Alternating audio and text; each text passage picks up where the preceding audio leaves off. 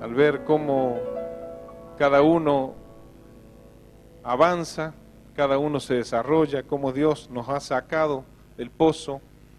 Tenemos un Dios poderoso. Así que ¿cuántos tienen expectativa que el Señor va a hacer algo en esta noche? Vamos a tener un encuentro con Dios, no por lo que hable yo, sino porque el Espíritu de Dios se va a mover y tengamos la convicción, tengamos claridad de que Dios actúa en nuestros corazones. Venimos en un proceso, para los que no han estado en estos días, capacitándonos para ser más eficientes, evangelismo eficaz, evangelismo explosivo. Y seguimos un proceso con distintas semanas, con distintas prédicas y distintas enseñanzas, que quizás vos digas, yo ya soy de muchos años, ya conozco todo esto.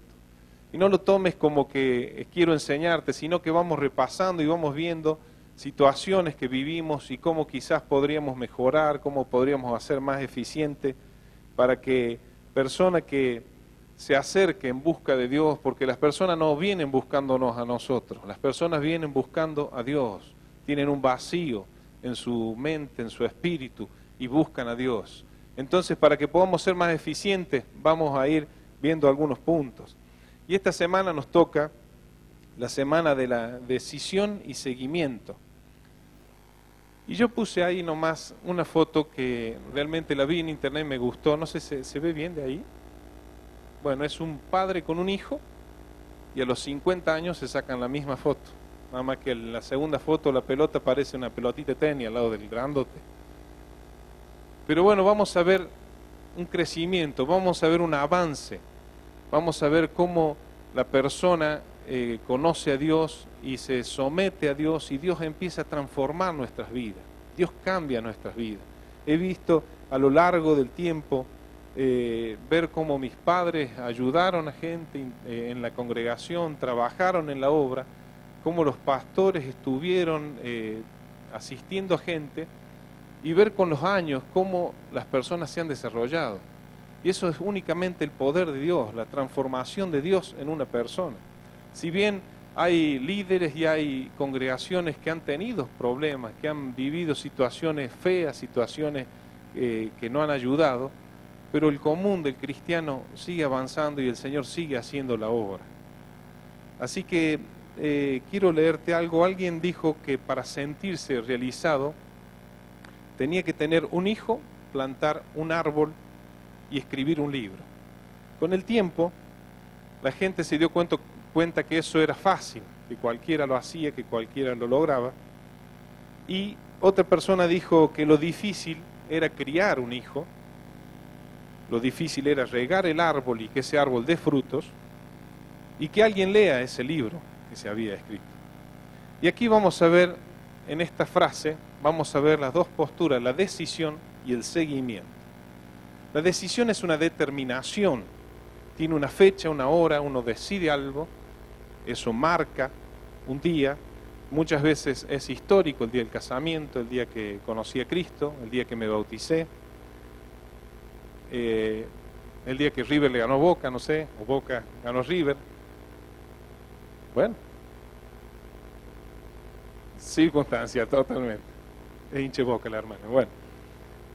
Y en cambio el seguimiento es un proceso. Ese proceso es un conjunto de las diferentes etapas sucesivas que se viven. Dijimos que la decisión es una determinación y el seguimiento es un proceso. Y ese proceso abre una puerta a recorrer un camino. O sea, uno puede decidir algo, pero después que decide eso, comienza a recorrer ese seguimiento, ese cuidado. Yo le llamaría un poco más como un cuidado sobre la persona. Y quizás vos hayas llegado por primera vez y me decís, ¿qué quiere decir eso de decisión y seguimiento? Justamente estamos hablando de las personas que se deciden por Cristo, que toman una decisión por seguir a Cristo, por recibir a Cristo en su corazón, y después se comienza un seguimiento y un cuidado especial sobre esa persona. Cuando uno se decide por Cristo hay un mix de resoluciones, es decir, hay varias cosas que juegan como para poder tomar esa decisión. Hay 3 puntos. Primero es admitir, después creer y después permitir. Admitir que somos pecadores y que necesitamos el perdón de Dios, y en cierta forma nos humillamos, reconocemos que hemos pecado, reconocemos que somos limitados y admitimos que hemos cometido errores y que no podemos vivir solos. En Juan 14:6 dice, Jesús le dijo, yo soy el camino, la verdad y la vida. Nadie viene al Padre sino por mí. Es decir, que admitimos que la única forma para llegar al Padre es por medio de Jesucristo. En el punto 2, creer que Jesús murió y que resucitó para pagar todos nuestros pecados.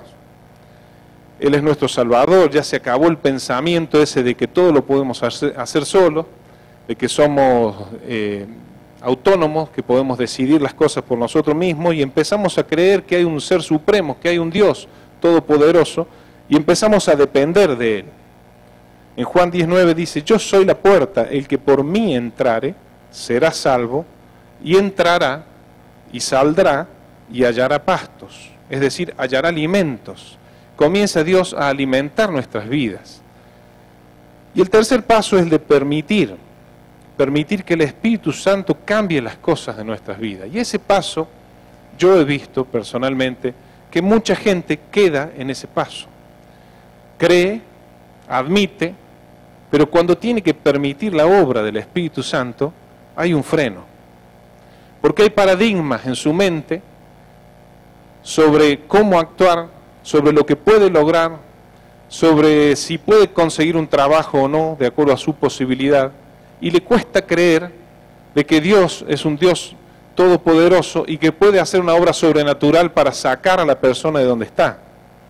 Entonces es como una puerta que hay que abrirla para poder entrar al cuidado y al seguimiento de la persona, que depende de nosotros, depende de cada persona que conoce a Dios, que entrega su corazón a Cristo, que dijo yo voy a seguir, yo voy a avanzar, pero muchos se quedan por esa situación. La palabra dice en Hebreos 11:6, pero sin fe es imposible agradar a Dios, porque es necesario que el que se acerca a Dios crea que le hay y que es galardonador de los que le buscan. Es decir, hace falta fe para estar convencidos, hace falta fe para poder vivir a pesar de la situación que estamos viviendo. Cuando una persona llega con tantos problemas y con situaciones dolorosas, con heridas, con situaciones que no sabe cómo resolverlas, hay un dolor fuerte en su espíritu, en su alma, una aflicción que no sabe cómo resolverlo, no sabe cómo avanzar. Ahí está la obra sobrenatural de Dios y es cuestión de creer y de entregarse para poder pasar al siguiente paso. En el seguimiento, en el cuidado, todos somos importantes. ¿Quiénes hacen el cuidado?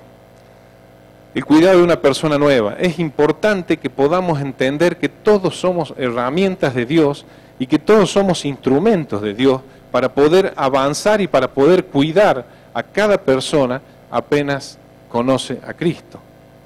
Justamente el permitir que el Espíritu Santo trabaje en nuestras vidas, eso es lo que abre la puerta a ese nuevo camino.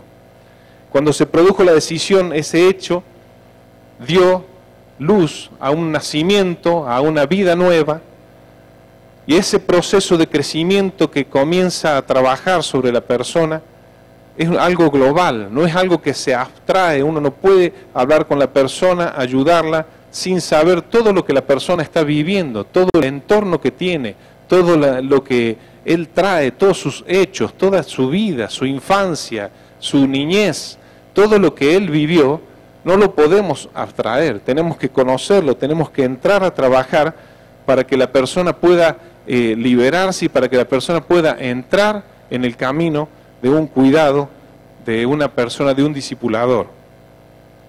La primera parte de Mateo 28:19 dice, por tanto vayan y hagan discípulos a todas las naciones. Discípulo es la persona que enseña al maestro. Algunos me dirán que vivo, no, pero son frases muy conocidas para un cristiano, pero yo quiero ir repitiendo para que vayamos paso a paso avanzando y pudiendo saber cómo podemos ser más efectivos. Comienza una relación para integrar a la persona nueva, una gran familia en Cristo. O sea, hay una relación que se comienza a dar y a veces no es una sola persona. Una persona la habla, una persona le predica, una persona está en un banco, comenta algo, ve la situación, hay una situación de dolor, de angustia, de aflicción, se invita, esa persona viene, cuando llega hay otras personas que comienzan a recibir y Dios nos ha dotado de herramientas de personas especialistas en matrimonio, personas que ayudan a liberar, personas que trabajan sobre los niños y empezamos a ver un proceso que es global, un proceso integral, es un proceso sobre la persona trabajando para ayudar a rescatar del lugar donde estaba caído. Hay una conexión de correspondencia, hay un ida y vuelta, una situación de dar y de recibir. Hay una relación entre el maestro y el alumno. Los dos son copartícipes. Ahora, en esa situación vamos creciendo, porque no únicamente crece la persona que está siendo discipulada, sino que los dos vamos creciendo y avanzando. Los dos buscamos a Dios. Eso nos ayuda a saber los problemas del otro, nosotros compartimos nuestros problemas y juntos buscamos a Dios. No le ofrecemos que nosotros le vamos a solucionar la vida, sino que los llevamos a la fuente, a Cristo, porque Cristo es el único que puede resolver sus problemas. Y así como crece y se desarrolla un bebé, así comienza a crecer nuestras vidas y así crecieron en algún momento.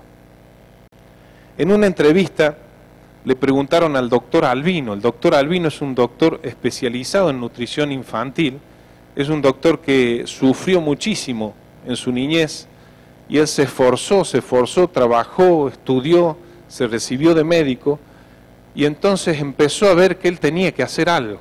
Él no se podía quedar conociendo lo que había conocido sin trabajar para tratar de que menos chicos sufran lo que él sufrió. A este hombre le preguntaron qué tan grave es el problema de la desnutrición infantil, hablando de la alimentación que necesitamos cuando conocemos a Dios, cuando entramos en el camino de Dios. Entonces él le explicó que el cerebro es el órgano que crece más rápido. Dice que nace con 35 gramos, pesa 35 gramos, y a los 14 meses de vida ya asciende a 900 gramos, es decir, que llega al 80% del peso total de un cerebro de un adulto. En 14 meses crece tan rápido, hay que alimentarlo de tal forma que en 14 meses llega a tener el 80% del peso del cerebro del adulto. Si el cerebro no crece en forma normal, después tenemos adolescentes, jóvenes y mayores que no saben razonar, no logran cosas, no logran insertarse en la sociedad. Eso explica por qué el primer año de vida es clave para el desarrollo del individuo. Y haciendo una analogía de lo que es el cerebro del bebé apenas nace, así tenemos que estudiar y ver la forma de que las personas que van conociendo a Cristo, los que vamos llegando, nos podamos alimentar y podamos darle alimento rápidamente para que en los primeros 14 meses la persona tenga el 80% del cerebro desarrollado. Así nos pasó a nosotros cuando llegamos. Necesitábamos un montón de cosas. Algunos vinimos con problemas económicos, otros con problemas familiares y un montón de situaciones que traemos de nuestra vida anterior no nos han permitido desarrollarnos en una forma normal y hemos necesitado de la ayuda de discipuladores, de personas que nos han levantado, nos han dado una mano, nos han alentado. Y aquí yo veo que necesitamos rápidamente alimento. El alimento es la palabra, no solo la palabra, sino es un consejo, el estímulo, ese aliento de los hermanos, el estímulo, ese aliento permanente. Vos podés llegar, vas a avanzar, vos creés que Dios puede abrir camino, no te quedes con lo que has vivido, no te quedes con tu pasado, no te quedes con los paradigmas. El paradigma es la norma que sirve de ejemplo. Es decir, me fue mal una vez, me va a ir mal otra vez. Entonces, animar a la persona para que pueda salir de la situación que está. Amor, abrazo, un beso, una llamada, una atención. Que la persona comience a saber que a nosotros nos interesa su vida. Jesucristo estuviese acá, trataría en lo posible de estar con cada uno y saber cuál es nuestra situación. Y eso es lo que nosotros tenemos que hacer con las personas que van llegando a la iglesia. Un espacio para crecer. Tenemos que permitir que la persona tenga un espacio para crecer, para desarrollarse. Si no hacemos estas cosas, podemos llegar a tener personas desnutridas espiritualmente. La gente necesita sentir el amor, la gente necesita sentir el cariño de una familia, necesita sentirse aceptada, necesita sentirse parte. Si decimos que somos embajadores de Cristo en la tierra y que portamos su espíritu, tenemos que actuar como tal, tenemos que demostrarlo. La gente necesita tener un sentido de pertenencia. Yo estoy en un lugar y soy parte de. No quiere sentirse fuera. Para eso está la sociedad, que ya marca la sociedad en cierta forma, ya sea económicamente, culturalmente, va delimitando y va marcando quiénes pueden estar en un lado y quiénes pueden estar en otro. En Mateo 25:35 Jesús dijo: porque tuve hambre y me disteis de comer, tuve sed y me disteis de beber, fui forastero y me recogisteis. De cierto digo que en cuanto lo hicisteis a uno de estos, mis hermanos más pequeños, a mí me lo hicisteis. Entonces Jesucristo ahí nos enseña la empatía. La empatía es justamente sentirse o ponerse al lado de la persona, ver la situación que está viviendo. Yo no puedo aconsejar a una persona sin conocer lo que la persona está viviendo. Recuerdo hace muchos años una persona que había ido a un retiro espiritual y la persona lloraba y no había forma, y en un momento se nos fue, no podíamos contenerlo y no había forma.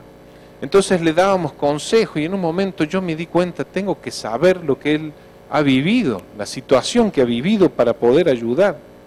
Entonces había otra persona al lado mío que le seguía diciendo cosas. Entonces él en un momento explotó y le dijo: ¿vos viviste el abandono de tu padre? ¿Vos viviste el abandono de tu madre? Dice: ¿a vos te regalaron a otra familia? Dice: a una familia, y ustedes miran lo que era este muchacho, un muchacho rubio, de ojos verdes, pero tremendo.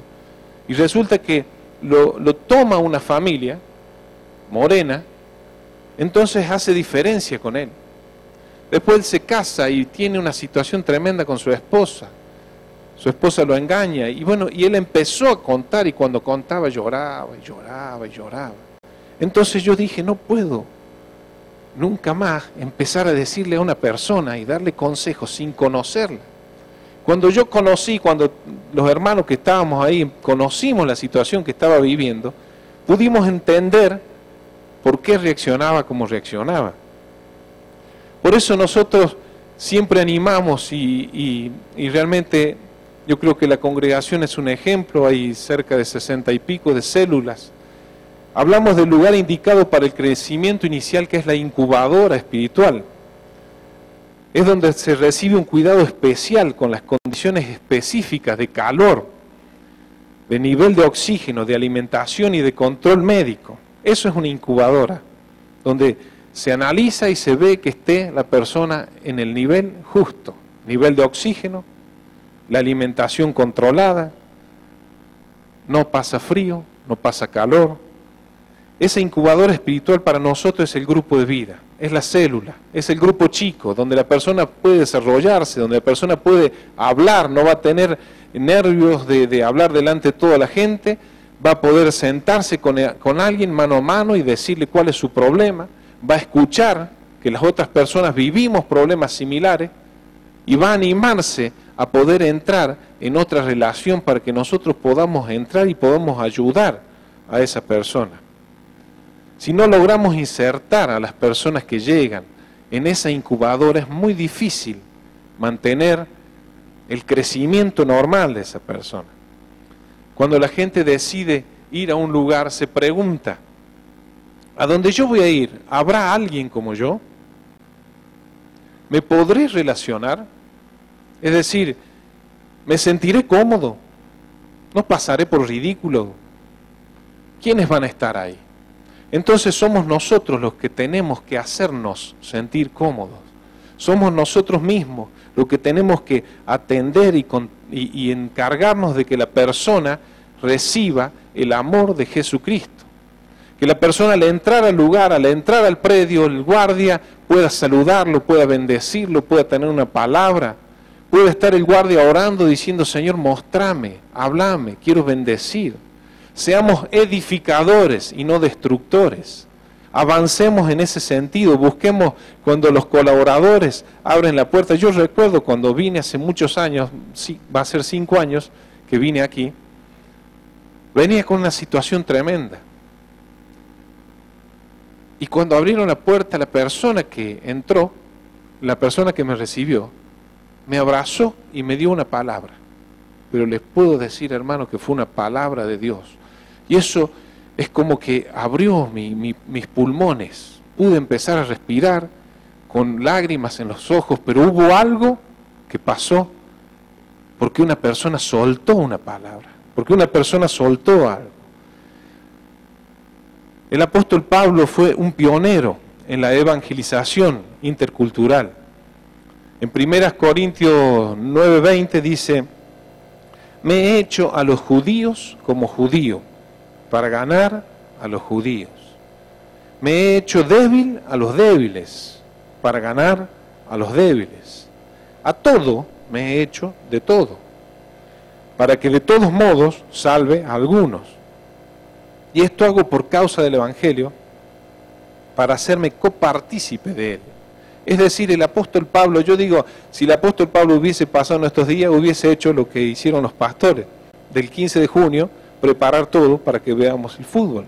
Porque es cultural en la Argentina ver un mundial y juntarse las familias y avanzar. Si nosotros no logramos entender esto, vamos a quedar fuera del sistema, porque la gente vive esto. Entonces, lo que el apóstol Pablo hacía, se hacía débil para ganar a los débiles. Actuaba como los judíos para ganar a los judíos. Él buscaba la forma, pero ¿por qué hago esto? Dice, por causa del Evangelio. Y eso es lo que nosotros tenemos que incorporar en nuestras vidas, en el ADN de nuestro cuerpo. Ese servicio, esa búsqueda a Dios, buscando y siendo parte para que el Evangelio avance. El mayor ejemplo lo dio Jesucristo. La actitud de ustedes debe ser como la de Cristo Jesús, quien siendo por naturaleza Dios, no consideró el ser igual como algo a que aferrarse. Por lo contrario, se rebajó voluntariamente tomando la naturaleza de siervo y haciéndose semejante a los seres humanos. Jesús nos enseña a través de una parábola a buscar lo que se nos pierde.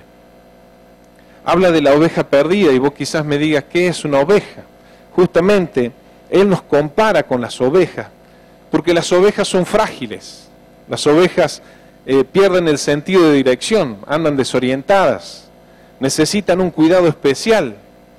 Las ovejas son semiciegas porque miran a ciertos metros, pero más lejos no pueden ver.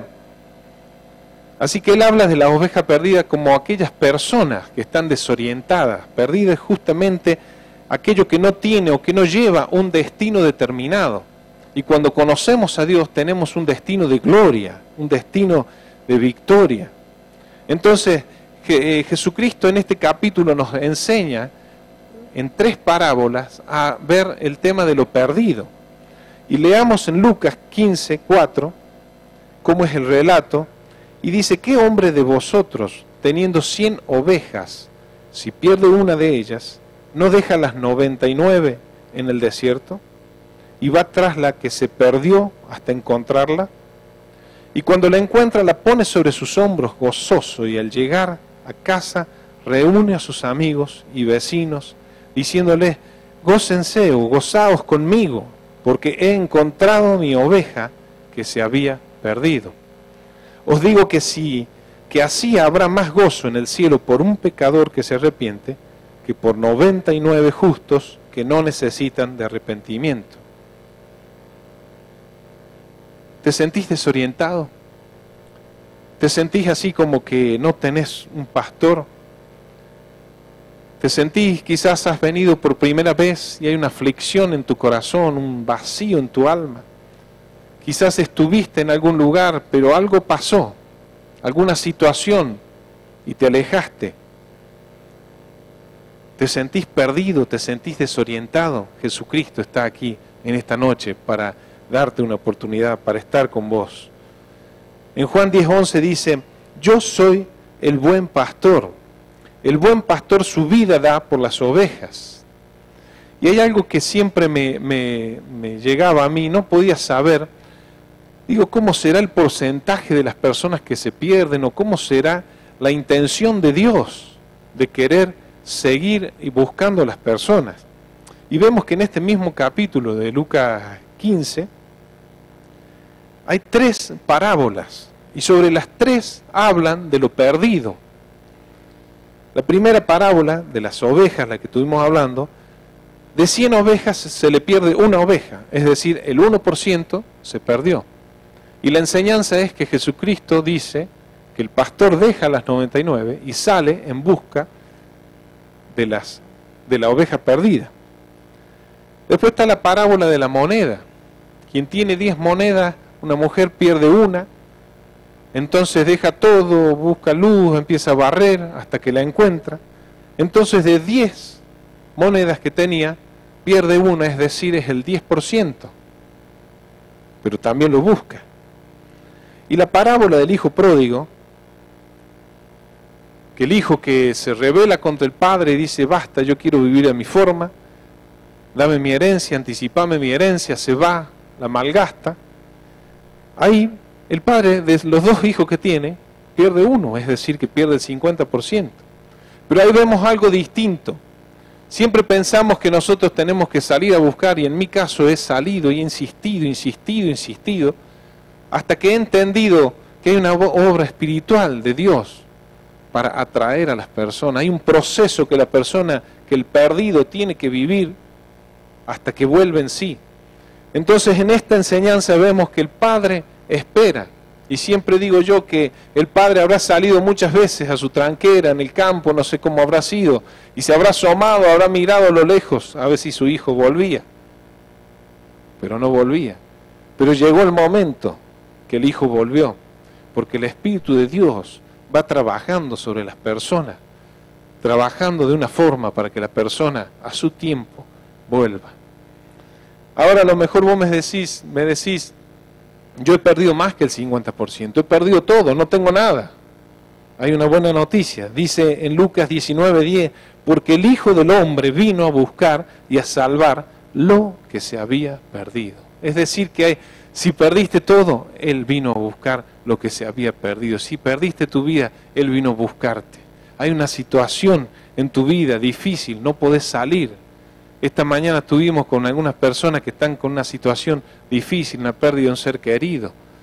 Yo no sé la situación que estás viviendo, no sé qué es lo que en este tiempo has pasado, pero sí sé que el Espíritu de Dios puede transformar tu corazón. El Espíritu de Dios puede entrar en tu vida. El Espíritu de Dios puede darte plenitud. Dios puede puede transformar tu vida, tu familia y llevarte a una situación de plenitud. Juan 10:11 dice, yo soy el buen pastor y el buen pastor su vida da por las ovejas. ¿Habrá alguien, como dije recién, que no siente, que no tiene pastor? Y no estoy hablando de la congregación, estoy hablando de personas que quizás se han apartado, personas que vivieron situaciones difíciles aún dentro de la iglesia. Y hoy se sienten con ese vacío. Hoy se sienten que necesitan de Dios, que necesitan la plenitud, pero quizás han mirado al hombre, quizás han mirado los errores o las situaciones que han vivido y eso no le ha permitido pasar y avanzar. Quizás no conoces a Cristo, nunca entregaste tu corazón a Cristo. Entonces necesitas tener un encuentro con Dios. Y yo quiero hacer en este momento, antes de seguir avanzando, una oración. Y si alguien la repite, alguien que quiere volver a Dios, alguien que nunca conoció a Dios, que pueda tener un encuentro con Cristo. Cierra tus ojos y lo que en la congregación, si me puede acompañar. Señor Jesucristo, gracias porque me amas. Entiendo que te necesito. Te abro la puerta de mi vida, te recibo como mi Señor y Salvador. Ocupa el trono de mi vida, Dios. Haceme la persona que tú quieres que sea. Te pido perdón, Señor, por mis pecados. Y gracias por hacerlo. Gracias por haber entrado en mi vida, Padre. Y por escuchar mi oración, según tu promesa. Gracias, Señor. En el nombre de Jesús. Amén y amén. ¿Habrá alguien que ha hecho esta oración? No quiero hacerlo pasar al frente, no quiero ridiculizarlo, simplemente conocer para después regalarle un libro. ¿Habrá alguien que ha hecho esta oración por primera vez? ¿Ha entregado su corazón a Cristo? ¿Habrá alguien? Amén. Ahora hablemos del seguimiento, del cuidado, el cuidado sobre las personas, el cuidado que necesitamos.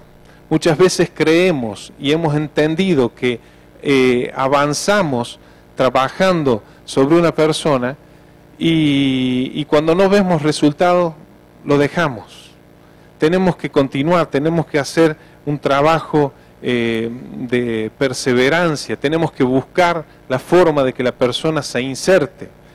Cuando ponemos un ejemplo de un seguimiento o de un trabajo en equipo, siempre se me viene a la mente el trabajo de la orquesta, lo que una orquesta hace.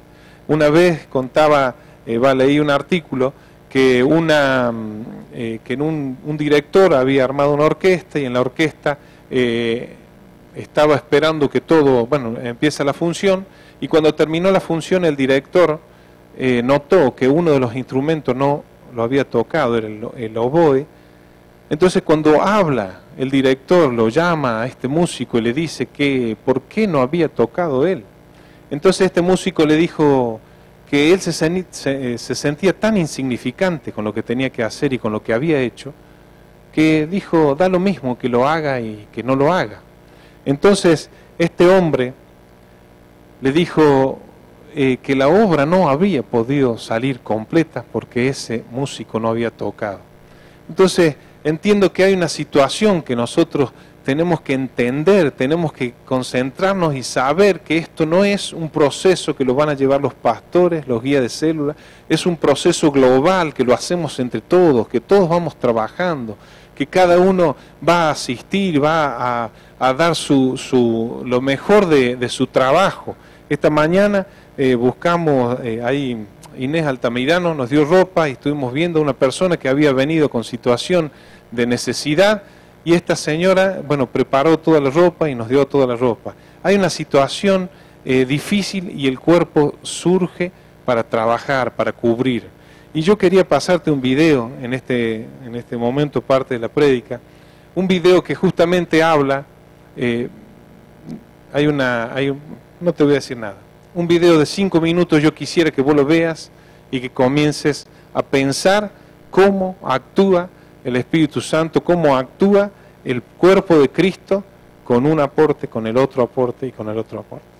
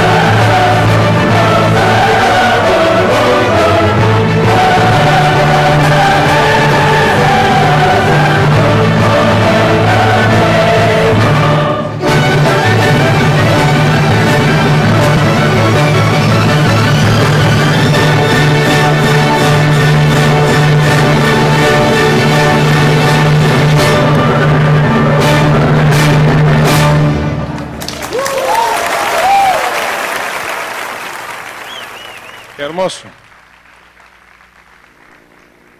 Una obra de Beethoven. El escritor, un poeta alemán, dice: si en tu camino solo existe la tristeza y el llanto amargo de la soledad completa, ven, canta, sueña cantando, vive soñando el nuevo sol en que los hombres volverán a ser hermanos. Yo creo que este hombre, estuve leyendo un poquito, no era cristiano, pero algo tenía, porque dice: si en la tierra no puedes resolver, mira un poquito más allá de las estrellas. Y yo creo que hay herramientas tan valiosas, hermano, que están en el reino de Dios y muchas veces están con telas de araña. Hace poquito estuve en una fábrica en otra provincia, donde había máquinas que en su tiempo habían sido tremendas, de una potencia bárbara, y las veía ahí. Entonces empecé a preguntar y dice: bueno, no, pasa que los gerentes, los dueños hicieron tal cosa o se equivocaron. Y yo me hacía esa analogía y lo llevaba a la iglesia y digo: ¿cuánta gente habrá que ha quedado ahí en el camino y ha quedado queriendo servir, queriendo ayudar, queriendo trabajar? Y Dios en esta noche quiere darte la plenitud de tu Espíritu Santo, quiere que te puedas sentir útil, quiere que puedas avanzar en lo que estás haciendo. Cuentan que a medianoche hubo en la carpintería una extraña asamblea. Las herramientas se habían reunido para arreglar diferencias que no las dejaban trabajar. El martillo pretendió ejercer la presidencia de la reunión, pero enseguida la asamblea le notificó que tenía que renunciar. No puedes presidir, martillo, le dijo el portavoz de la asamblea. Haces demasiado ruido y te pasas todo el día golpeando. El martillo aceptó su culpa, pero propuso: si yo no presido, pido que también sea expulsado el tornillo, porque siempre hay que darle muchas vueltas y vueltas para que sirva para algo. El tornillo dijo que aceptaba su expulsión, pero puso una condición: si yo me voy, expulsen también a la lija, puesto que es muy áspera en su trato y siempre tiene fricciones en su trato con los demás. La lija dijo que no se iría, a no ser que fuera expulsado también el metro. Afirmó: el metro se pasa siempre el tiempo midiendo a los demás según su propia medida, como si fuera el único perfecto. Estando la reunión en tan delicado momento, apareció inesperadamente el carpintero, que se puso su delantal, encendió la luz e inició su trabajo. Utilizó el martillo, la lija, el metro y el tornillo. Trabajó la madera todo el día hasta acabar un mueble. Al acabar su trabajo, apagó la luz y se fue. Cuando la carpintería volvió a oscuras y quedó sola, la asamblea se reanudó y reanudaron la deliberación. Fue entonces cuando el serrucho, que aún no había tomado la palabra, habló y dijo: señores, sé que soy torpe, que muchas veces corto con dureza. También veo que ha quedado demostrado que todos tenemos defectos. Pero al ver cuando entró el carpintero cómo todo cambió, cómo nos ubicó en nuestros puestos, cómo nos valoró, de la forma que nos trató, cómo nos limpiaba, y ver la forma en que nos cuida y resalta nuestras cualidades, realmente nos usa y todos nos sentimos útiles. Me di cuenta que no podemos vivir sin Él, que tomamos valor y sentido cuando Él está. Así que, queridos amigos, propongo que no nos centremos tanto en nuestros puntos débiles y que no nos concentremos en la utilidad para nuestro carpintero. La asamblea valoró entonces que el martillo era fuerte, que el tornillo unía y daba fuerza, la lija era especial para afinar y para limar asperezas, y observaron que el metro era preciso y exacto Después de terminar de hablar el portavoz, el serrucho dijo: yo me rindo, desisto de esta asamblea. Le siguió el tornillo: yo me rindo. Luego el martillo, después el metro. Al final la lija dijo: yo también me rindo. Querido hermano, la orquesta no es orquesta sin la presencia del director. La carpintería no es carpintería sin su carpintero. Y la iglesia no es iglesia sin la presencia del Señor. No nos podemos dar el lujo de perder gente. No nos podemos dar el lujo de estar en asamblea, debatiendo de quién sos, de cómo sos. La gente ordinaria ve los errores, los extraordinarios ven las virtudes. Y yo te animo a que seas extraordinario, a que seamos extraordinarios, a que podamos valorarnos, que podamos darnos cuenta de las herramientas que tenemos, darnos cuenta que esto es un cuerpo, es un trabajo espiritual, que esto no lo hacemos nosotros, lo hace Dios a través de nosotros. Hay una obra espiritual que no la podemos ignorar, y la gente necesita lo sobrenatural, la gente necesita una orquesta afinada, la gente necesita ver a la iglesia de Cristo unida. Padre, dijo Jesucristo, que sean uno para que el mundo crea, que sean uno para que el mundo crea. Y hermano, yo he viajado, he estado en otras congregaciones, he estado en muchos lugares, y yo les puedo asegurar que aquí hay herramientas de alta prestación, herramientas de última tecnología, personas capacitadas, preparadas, dóciles, personas que se han sometido a la voluntad de Dios. Y yo digo, en esta noche que vamos a participar de la cena, ¿por qué no entramos a valorarnos? ¿Por qué no tomamos en cuenta de que esto nadie lo puede hacer solo?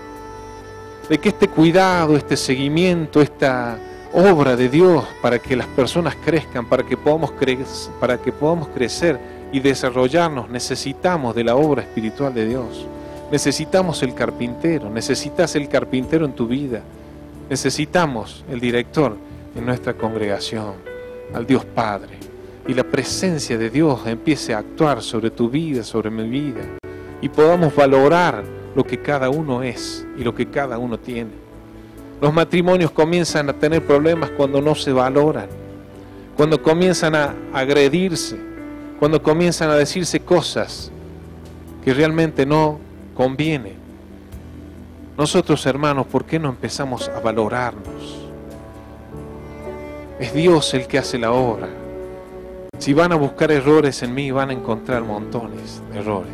Traten de buscar una virtud aunque sea, pero ese sea el espíritu, que ese sea el espíritu de servir y de buscar a Dios.